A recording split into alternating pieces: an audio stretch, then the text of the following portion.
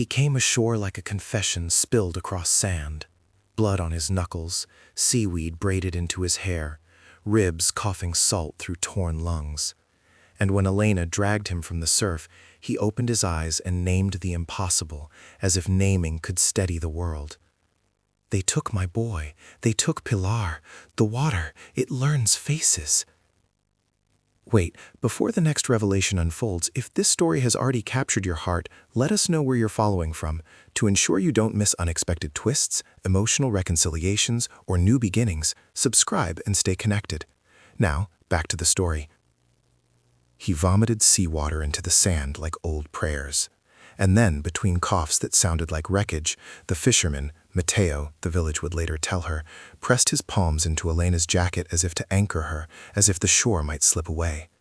His hands smelled of diesel and salt, of the kind of perpetual damp that settles into someone who measures time by tides. He had the posture of a man who had read the sea's moods like scripture, but those eyes, dark, rimmed red, luminous in that way the ocean makes at night, held a tremor Elena couldn't catalog.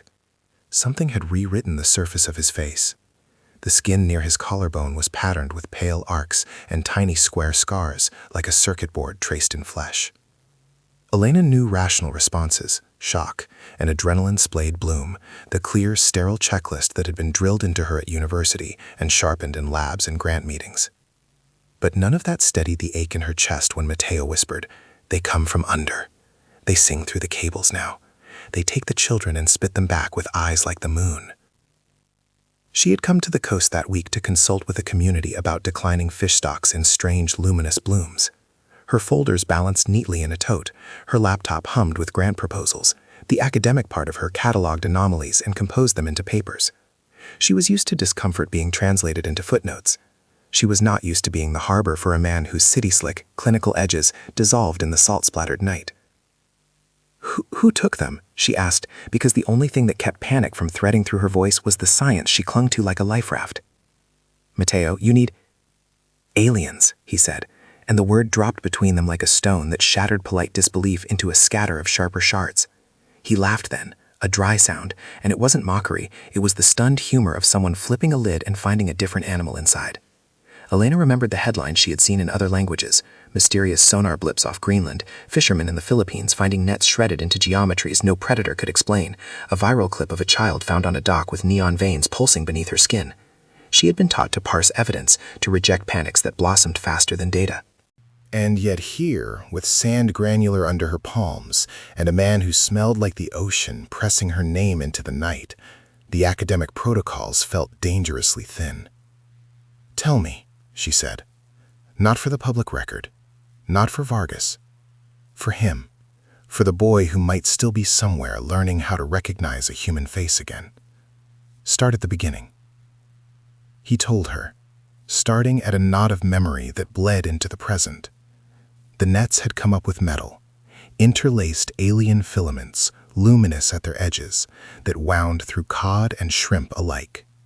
Boats that sailed out in the afternoon returned stripped of engines, the hulls engraved with grooves like ancient script.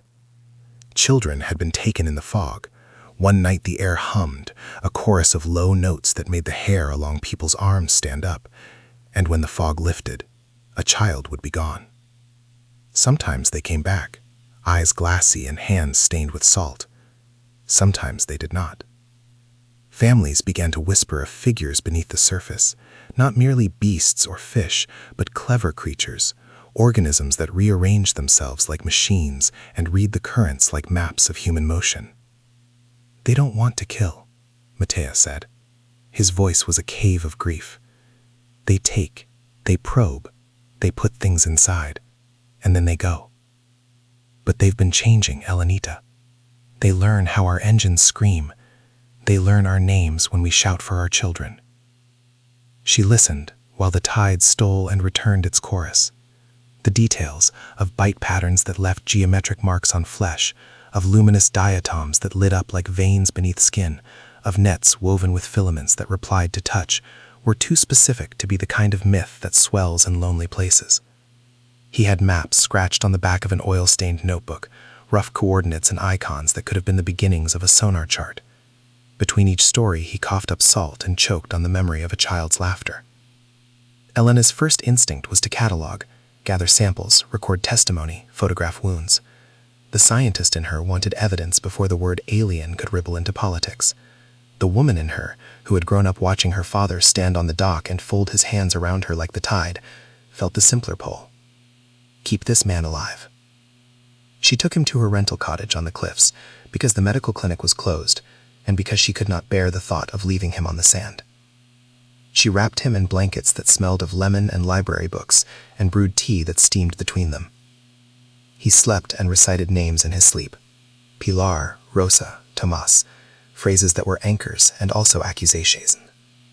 When the fever came, he thrashed and called out as if reaching for things in the water that were not there.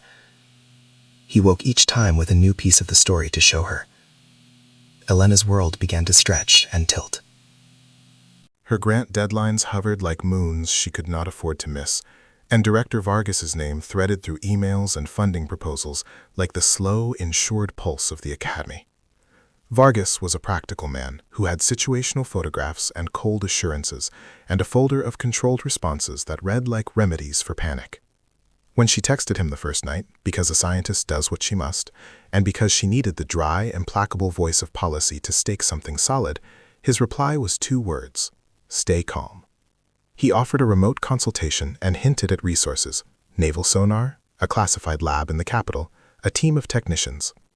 Mateo spat on the floor when Vargas was mentioned. They come with badges, and they take more than children, he said. They take stories. They dress them up as containment. They put machines in our mouths and call it help. Elena had known institutional betrayal in the abstract. She'd written cautionary paragraphs about ethics in grant applications, proofs of concept for how research could be weaponized. She had never truly seen it until she saw the way the village bristled when the name Vargas rolled like the tide across conversations. The director was not just a man. He was a policy, a promise that truth could be folded into reports and subtitled with plausible deniability. The night after Mateo arrived, the village gathered along the boardwalk despite the rain. Lanterns bobbed like distant stars, faces drawn in downpoured light. Mothers held children close. Fishermen tucked their coats around their necks and spoke with the tightness of people who had learned to measure fear in quiet ways. Elena moved among them like a foreigner who had found a way to belong, cataloging names and corroborations in her head. They showed her boats with blown hulls, nets woven with fibers that would not fray, children with iridescent flecks beneath the skin. A woman named Rosa touched Elena's arm. Her knuckles were older than she looked, and there was grain in her voice when she said, "You are a scientist, see? You will take this when it needs to go." Her eyes pleaded, and she smiled in a way that made Elena want to climb into her lap and promise. The promise would be impossible to keep, because the world Elena belonged to had contracts and funding months, and a director whose name tasted of caution. But promises are insistences, and Elena felt one rise in her throat anyway. "Tell me everything," she said, and when she said it, she did not yet understand the weight of the words. She had imagined nights at microscopes, decisive slides that would make headlines and rally resources. She had not imagined being the bridge between a community's fear and a government machinery hungry for control. Mateo kept watching her with an expression that was not entirely suspicion and not entirely hope. He had survived because the sea had taught him how to listen to things most people assumed were noise. Now he listened to Elena the way fishermen listen to a coming swell, with a mixture of trust and the knowledge that any sentence could mask a storm. "Listen," Mateo said later, when the rain had eased to a hush and the lamps were guttering. He sat on the step of his skiff, hands folded over his knees, and Elena sat beside him. The boat smelled like oil and lavender and the quiet of the village. She could see the maps tucked into his belt, coordinates drawn in a child's hurry, triangles and circles like a cipher. "They are not all monsters," he murmured. "Some are curious. They take and put. Sometimes they sew things into people that hum like instruments.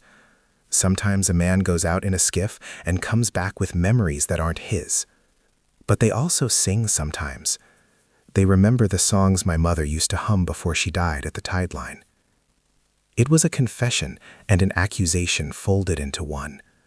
Elena felt her own chest tighten with the kind of desire that is both alarm and longing. She wanted to fix this. She wanted to be the hand that steadied Mateo. She also wanted to name it, to capture it in a tidy paragraph that would demand resources on paper and protection in practice. Her professional brain sketched out plans even as her fingers brushed his knee in a natural motion to steady herself when the boat rocked. Sample collection, analysis of those scar-like bites, sonar sweeps. The arrangement that formed between them that night was not romantic in the way of rendezvous, but in the way of two people deciding on the same risky path. He would show her the places where the sea had become different. She would help him translate their language into something the world could not ignore. Together, they would search for whatever lay under the water that wanted them. Outside, the tide hissed. The sea seemed to listen, answering in a tone that was both a lullaby and a threat. Elena pressed her palm against Mateo's, feeling the grain and callus of his life, and the world narrowed to two sets of fingertips, and a promise too large to be contained by her neat, rational plans. They began with small, furtive experiments, because big raids invited big responses. At dawn, they rowed out to a churning crescent where Mateo swore the water changed color like bruises, where gulls dared not dive. He piloted the skiff with a confidence that felt ancestral, hands quick, knees balanced, a body that took angles where Elena's scientific instruments took measurements. Elena kept the cooler between them like an altar. Jars, a portable microscope, vials of formalin, a battered digital recorder, and a small syringe she hadn't yet used. The first specimen they hauled up was nothing majestic, a tangle of kelp threaded with a glimmering filament that pulsed faintly, as if the seaweed had been wired. When Elena touched it, it shivered like a living keyboard. It did not belong to any classification she recognized. Under the microscope, it unfolded into patterns that were both biological and geometric. Cells threaded with crystalline nodes, membranes like paper cut with the exactitude of a machine. She tried to keep her voice flat. "This is," she began, the scientist she had trained into existence drafting hypotheses in the space between breaths. But Mateo interrupted, not with words, but with something older. His hand over hers, calloused and warm, steadying the slide. The contact was electric, not in the clinical sense, but in the way the sea could be electric, awareness sliding along a surface and lighting everything that touched it. They worked in a rhythm that stitched them closer. Mateo stole and traded local knowledge, tides and current patterns, the fishermen who still ventured out at dusk despite the risks, and Elena translated those stories into tests. She set up a makeshift lab in the back room of her cottage, hair tied back, fingers stained with salt, and the faint shimmer of the filaments. At night, they pored over data on a laptop propped between them. The screen's pale light cast halos on their faces. It made the dark between them look like a thing that could be crossed.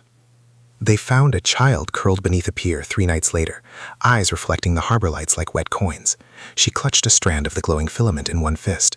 Her skin bore the same faint square scars Mateo had, an imprint that suggested contact, not accident. When the girl blinked at Elena, there was an instant where Elena saw through the glassiness to a child who knew the rhythm of lullabies and longed for the warmth of a human palm. Mateo, who had kept himself taut with anger, released into tenderness that was both fierce and frightening. He wrapped the girl in his coat as if that action could weld a greater truth back into her.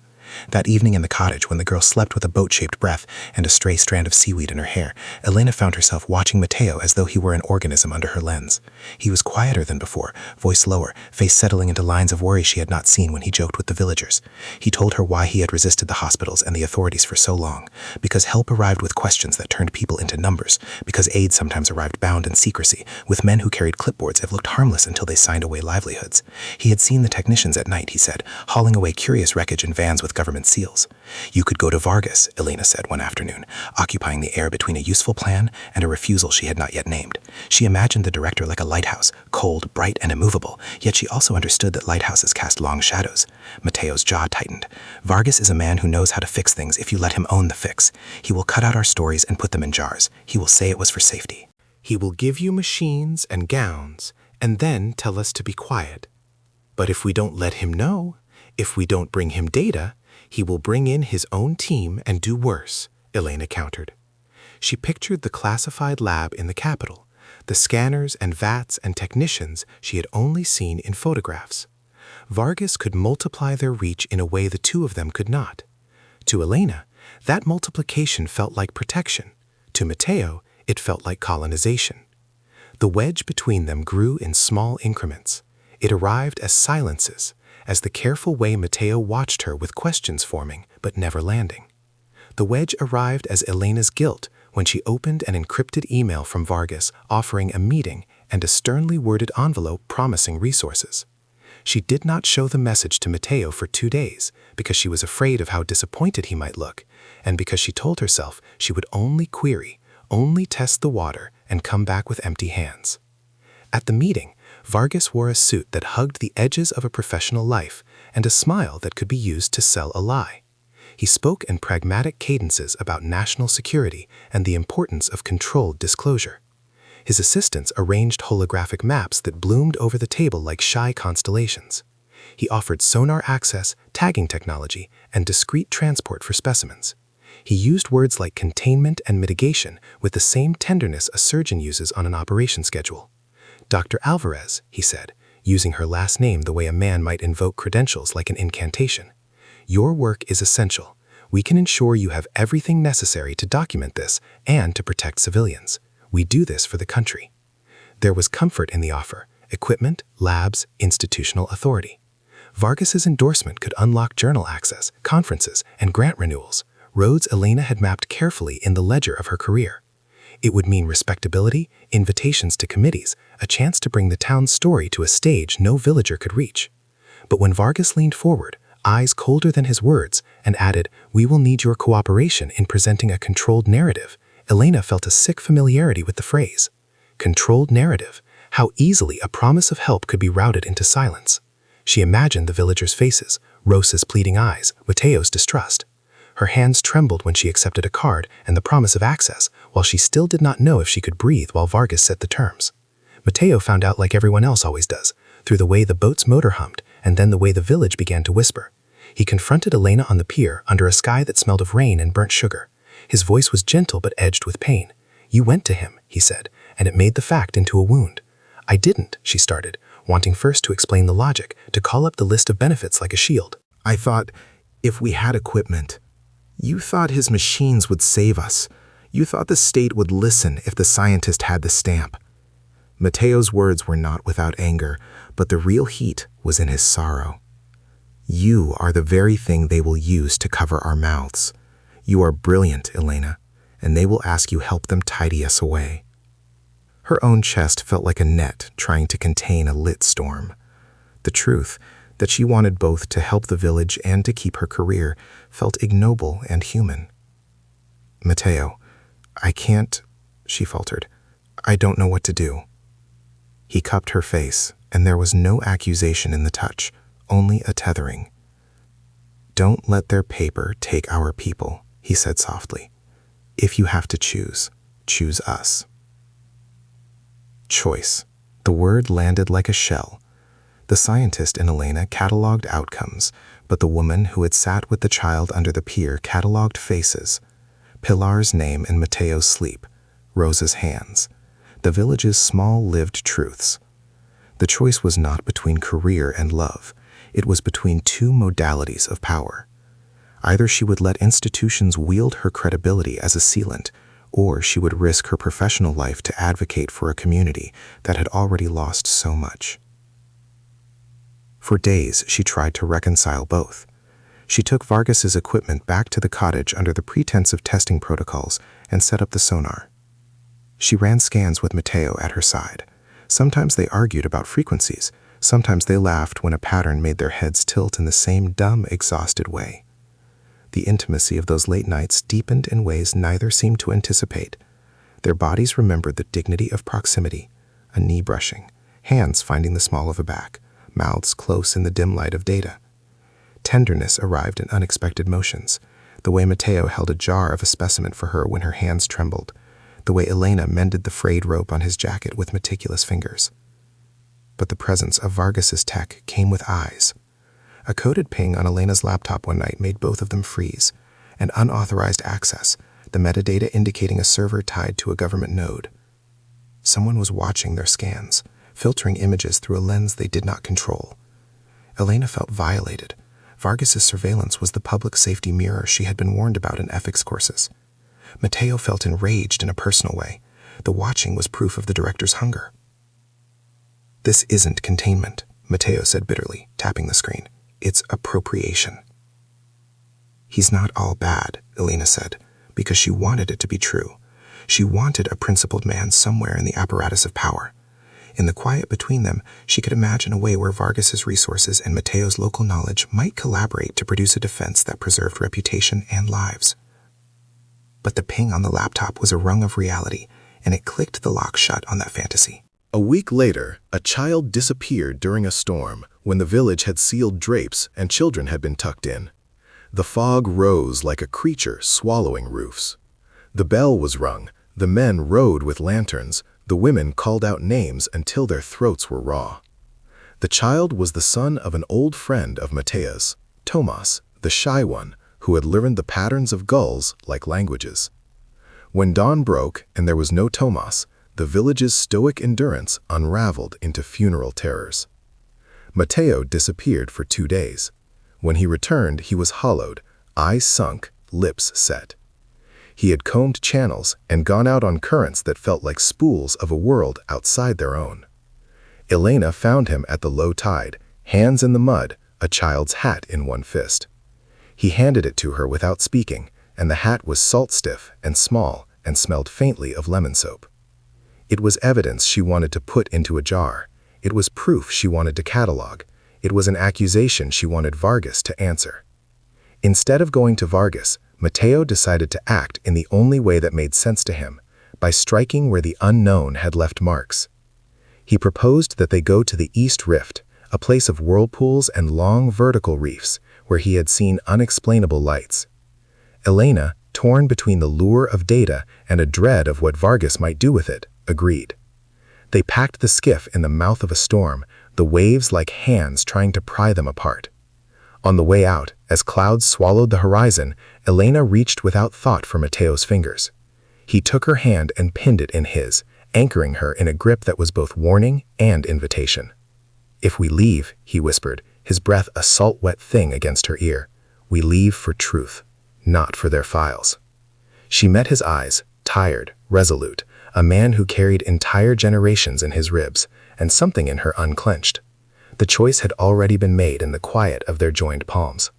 She could feel the future loosening like a net between them, dangerous and necessary. They rowed into the rift where the water seemed to swallow the sound of the oars. Lights pulsed below like heartbeats.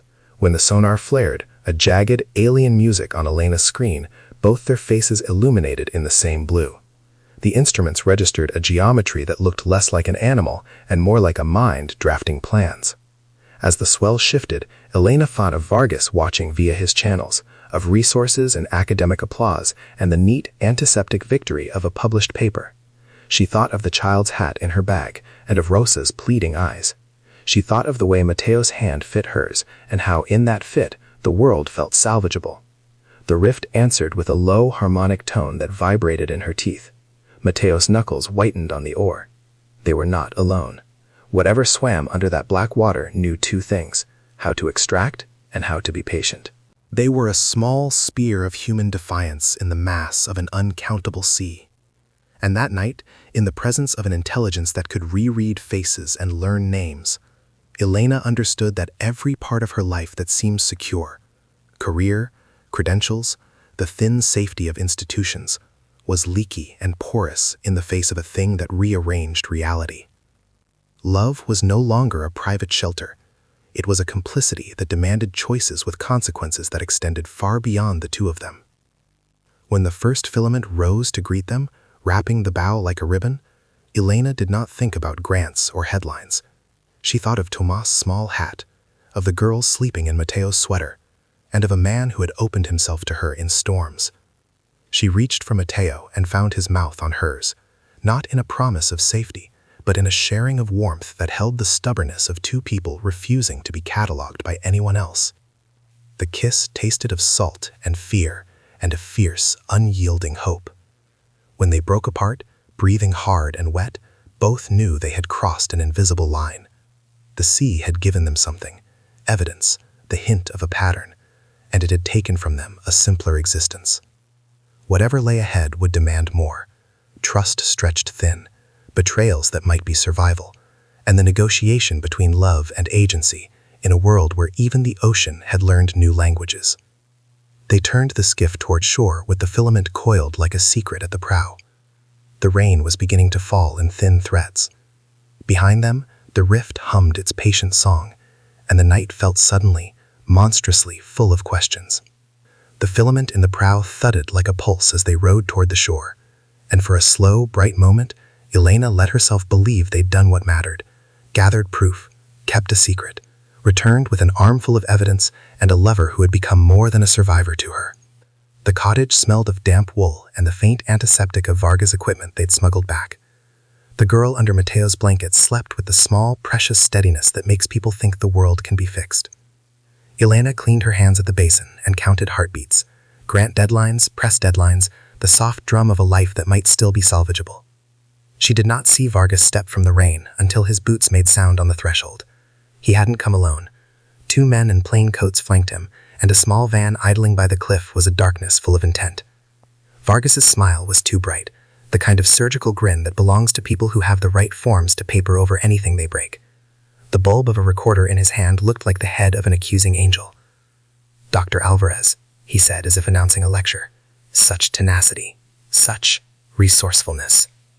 Mateo was at the girl's side in an instant, and Elena saw his whole body fold into protection the way the sea folds around a reef. "What are you doing here?" His voice was low, and it carried the thing he had always carried, an insistence that belonged to the people who lived by wind and tide. Vargas's gaze slipped from Mateo to the filament coiled on the prow, then to the child asleep beneath Mateo's jacket. "Containment," he said with an ease that made Elena's bones chill. "We have jurisdiction. There are procedures." "Procedures," Mateo laughed without humor. He stood and blocked the doorway, a human barricade. "You will take them and put them in a room where you call it study. You will turn our grief into slides. You will call it help, and we will be smaller when you are done." Vargas's smile thinned into a blade. "You misunderstand the scale here. This isn't just about one village, Mr. Mateo Alvarez," Mateo said, and it sounded like an oath. "Do not speak for my people." The girl stirred, a soft question on her lips. Elena, hands suddenly empty, felt the weight of the equipment Vargas had promised, sonar access, tagging tech like a talisman, and the counterweight of Mateo's distrust. For a breath, she felt pulled between 2 inviolable loyalties.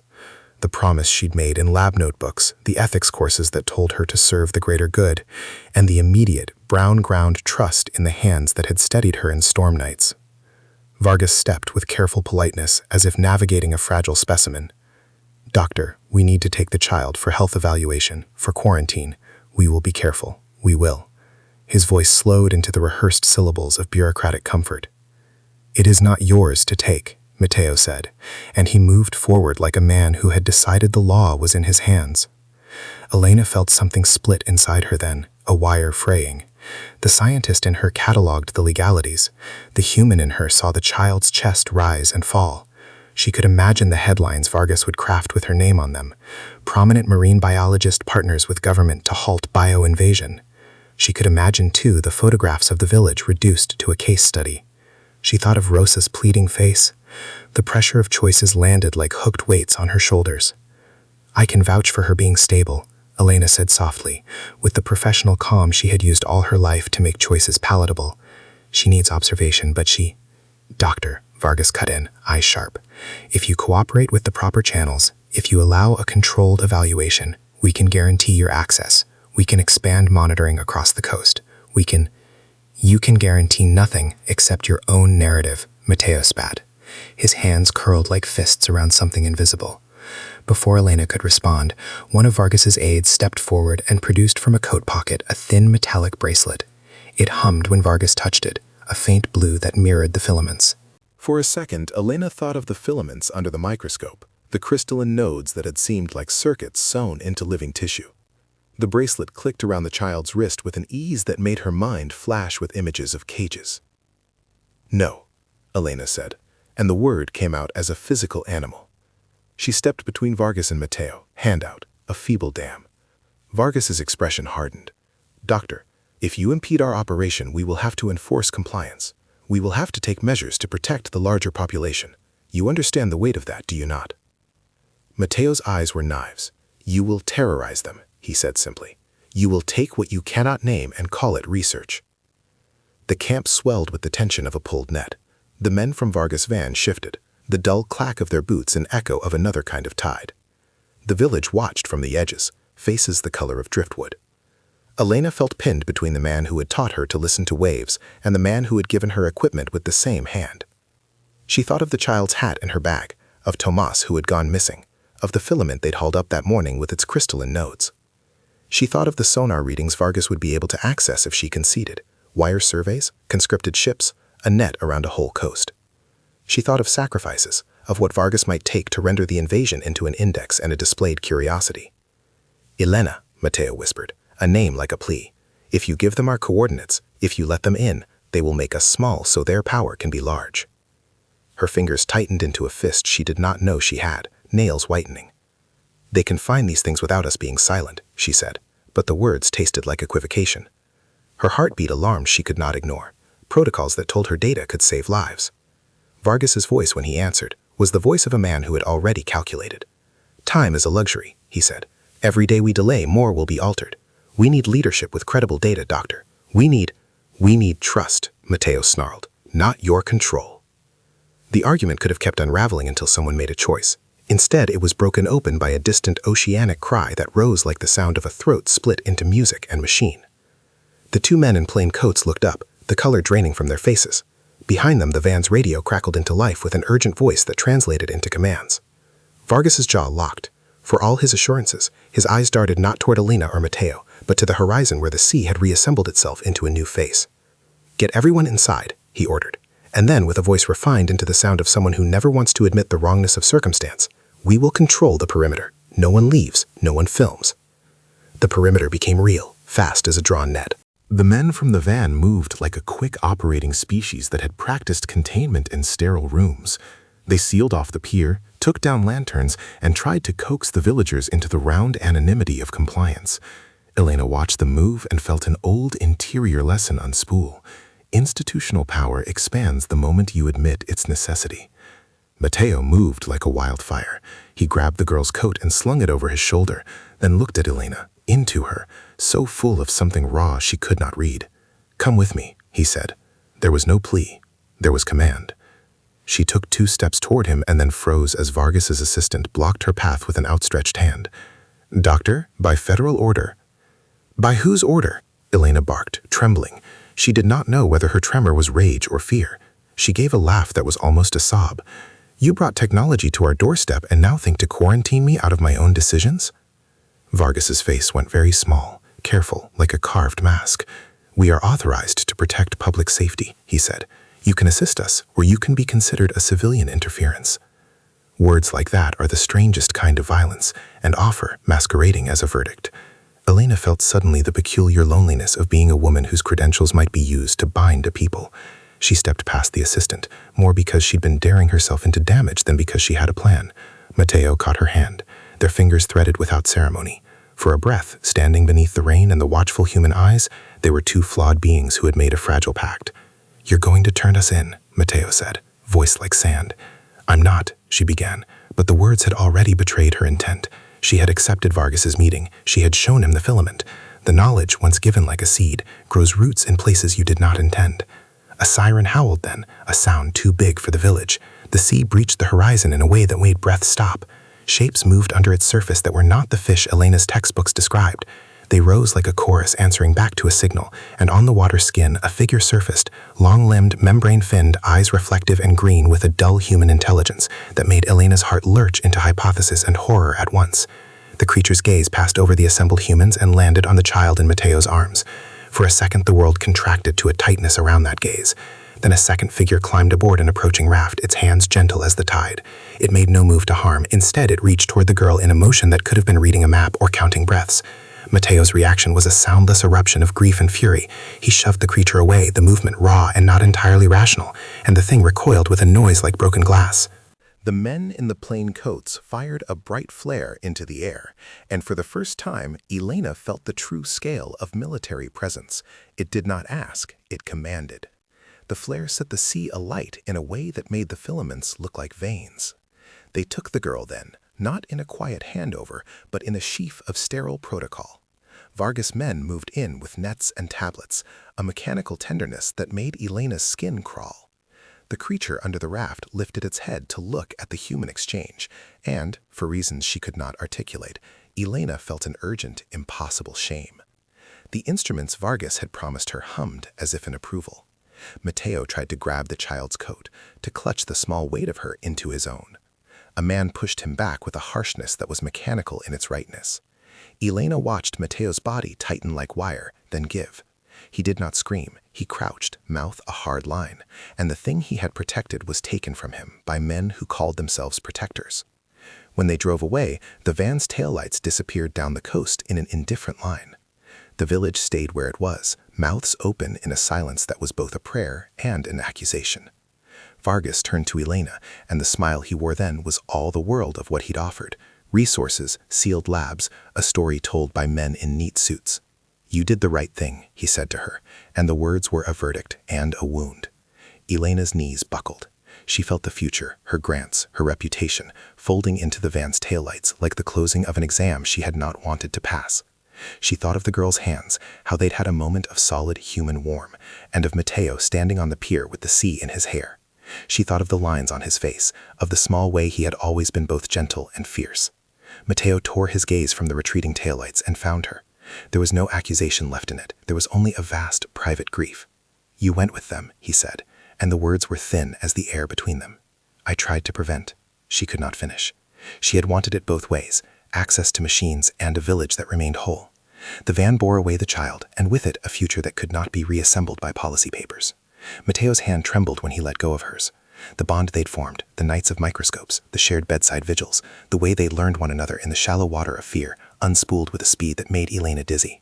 It was not only betrayal he felt, it was limb loss. Elena watched him turn his back to the sea and then to her, and she understood that the fracture between them was not an argument to be fixed by apology. It was the removal of a trust that had been built on mutual risk.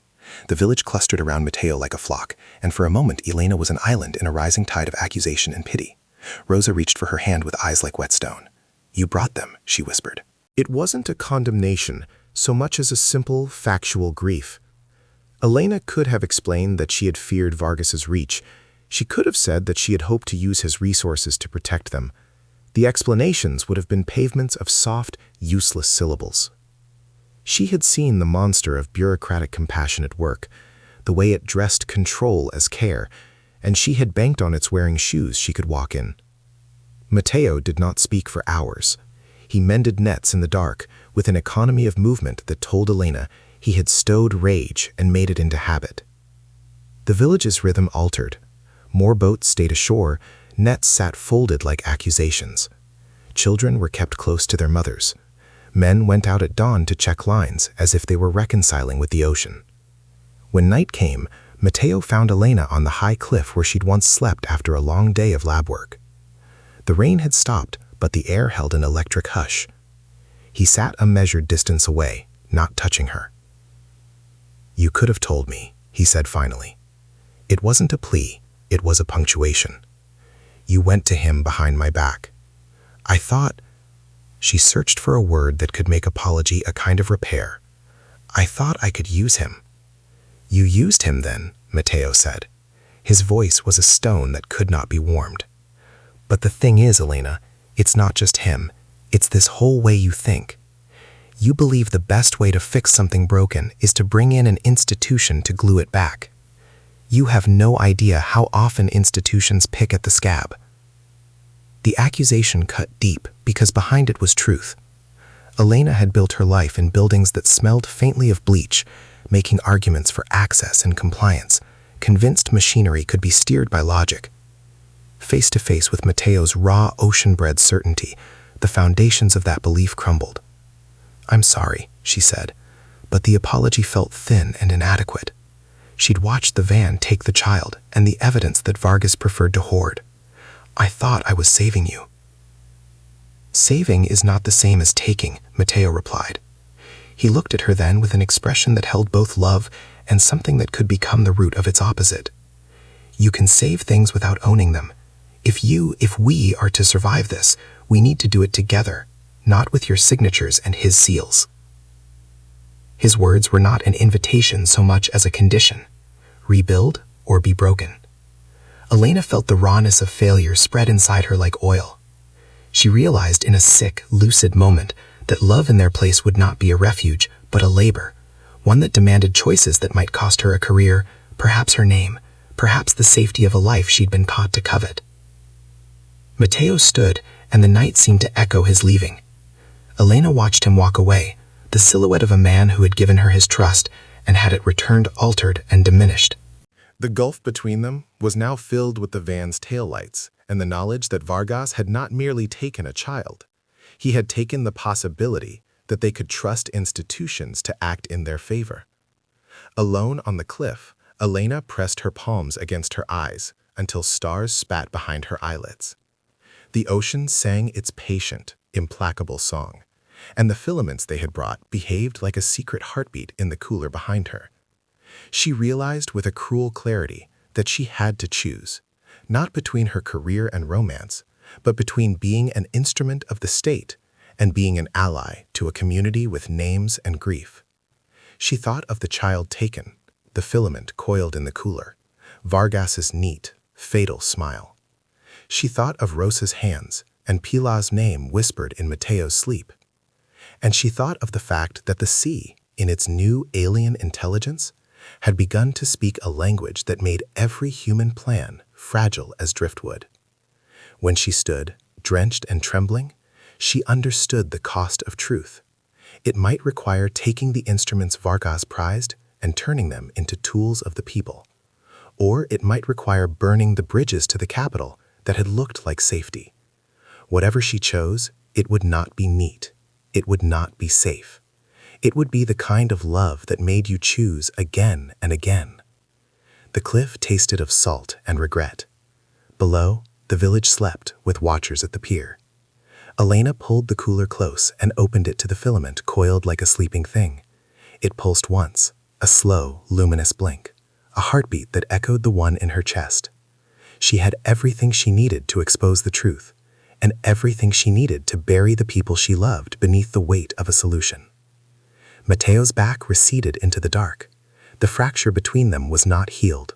It was, for now, a wound that would have to be tended with actions and not words. Elena pressed her fist into the cool of the filament, as if she could feel a path beneath the throbbing. Behind the van's taillights, the sea hummed, patient and vast, and in the night, the aliens under the water learned the shape of human grief. Mateo's shoulders were all angle when he turned back toward her, rain still in his hair, and for a moment Elena thought he might leave her where she sat, a woman with hands gone useless from choosing wrong. Then he walked toward her, not with the flatness of accusation, but with the slow, deliberate steps of someone who had decided on a new kind of courage. "You could burn it all," he said quietly, nodding at the cooler where the filament pulsed like a held breath. "You could take Vargas machines, your data, and you can make them public. You can make them ours." Elena's laugh was a broken thing. "Print will not stop them from taking more children," she said, "and you know it. He will call it national security. He will drown every plea in a sea of for the greater good." Mateo sat beside her on the wet rock and did the thing fishermen do. He stripped a thin rope from the pocket of his jacket and began to braid it with the patience of someone who knew hands could make small things hold. He looked at her as if asking permission for a hope she had not yet admitted. "Then we do it differently," he said. "We expose the mechanisms. We show people that your machines and his men are the ones that decide when a life becomes a specimen. We take back the narrative." His words were a plan and a promise. Elena felt the scientist in her snap awake, protocols reorganizing into a guerrilla ethics. She could see it. Leak the scans to independent journalists, plant the evidence in safe hands, create a network of fishermen and villagers who could log incidents in real time. But most of all, she saw the child, Tomas, small as the palm of a wave, the hat like accusing proof against the tidy skirts of bureaucracy. "You'll never get Vargas to sit at a table," she whispered. "Maybe we don't need him," Mateo said. He stood and offered his hand. "But we need you." She took his hand. The contact was a small salvation. He pulled her up, and the two of them moved with the quiet efficiency of conspirators who had loved in the dark and learned each other's rhythms. They crept down to the pier where the van had idled, engines humming the steady drone of a predator. 2 guards napped inside like anything predatory that had grown used to its rights. Elena's pulse skittered, but Mateo's hands were steady on her back, guiding. "What are you doing?" she mouthed. "Giving them a reason to leave," Mateo answered. His voice was sandpaper and tied. He slipped a small coil of rope from his belt, and a thin blade glinted in his palm. The plan was not neat. It was built of necessity. They would make the machines useless, make Vargas' data incomplete, expose the truth not by releasing his curated report, but by showing the world the cost. Mateo moved like a shadow. He cut the van's power with an ease that came from a life of mending and unpicking. Elena, hands shaking, found the back doors and opened them. Inside lay the cool, clinical boxes, the bracelets, the containment nets, the tablets with Vargas's seal. For breathless seconds, she let herself imagine calling the press, streaming what she saw to every channel she could reach. Instead, she did something smaller and harder. She removed one bracelet, the one that had hummed against the child's wrist, and she put it in her pocket. "We will need proof of what they intended," Mateo said, whispering as if conspiracies could be bruised by decibels. "This will prove method." They left the bracelet, but they took the files. Elena's fingers found the laptop, encrypted of course, but the human habit of leaving back doors for convenience was a kind of arrogance they could use. She found a folder labeled Containment Protocols, another called Public Safety Narrative. Her throat tightened as she copied files onto a flash drive, heart doing the ridiculous thing of feeling like an alarm system. Mateo kept watch with 2 eyes grown keen in the dark. They were almost home when the flare of a flashlight cut the pier. Men in plain coats moved like a tide toward them. Vargas' voice followed, a low, dangerous thing. "Stop them," he ordered, sound crisp with the entitlement of power. Mateo shoved Elena behind a pile of fishing crates, then stepped into the open like a man who had decided to be brave so someone else could be free of it. The first officer grabbed for him. Mateo twisted, and his knuckles found the officer's wrist with the kind of force that comes from years of hauling nets. A flare popped, the kind whose light goes harshly golden and then away. Elena, fever-bright with stolen files and a bracelet like a secret in her pocket, did something the scientist in her would later analyze with cold curiosity, but which in the moment was nothing but a living, pulsing risk. She ran toward the water. "Elena!" Mateo yelled. He wanted to stop her, to protect her, to be the one to cross the line, but she had already leapt over it. The choice had been made. She vaulted into the sea with the reckless, tender audacity of someone who would rather drown than be the instrument of more stealing. The cold struck like truth. Below the surface, the world was a silver map. Above it, shouts and boots, and the flare's harsh light painted the waves like a bruise. Elena dove with the bracelet clenched between her teeth, the flash drive secured at the base of her throat. She could hear the men on the pier, could hear Mateo's voice calling her name in a way that made the sea feel thin with alarm. Down where the filament hummed, something shifted. Shapes uncoiled and rose like questions. Elena swam toward the rift, toward the geometry of alien mind they charted with sonar. She did not know if she could speak their language, or if her presence would be read as aggression. She only knew that the bracelet in her hand was a lever Vargas would use to make people obedient. If she could break it, destroy its hum, then perhaps the child's fate would not become a precedent. One of the creatures slid near her, its membranous face tilting like an animal curious about a specimen in a jar. Elena held out her hand, the bracelet glinting. The creature's eyes, mirrored and deep, seemed for a second to regard her as more than prey.